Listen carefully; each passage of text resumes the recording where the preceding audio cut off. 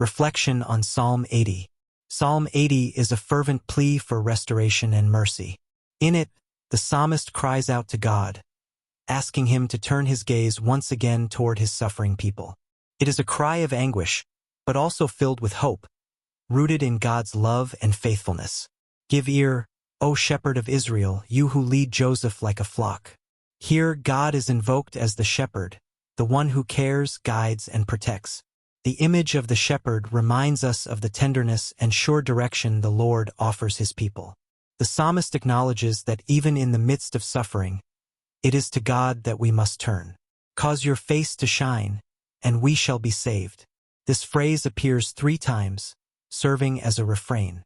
It expresses a deep longing for restoration and salvation.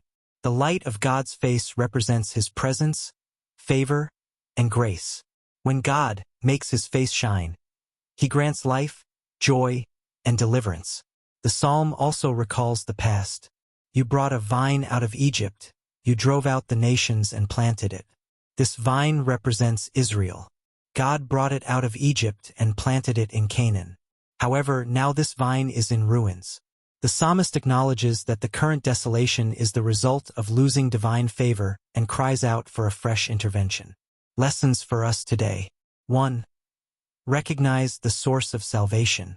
In times of pain and crisis, it is important to remember that only God can restore what has been broken. Turning to him is always the first step. 2. God is the shepherd and caregiver. Even when everything seems lost, God remains our shepherd. He does not forget us, and his love endures. 3. Pray with faith and hope. Psalm 80 teaches us that we can pray boldly, reminding God of his promises and crying out for his restoring presence.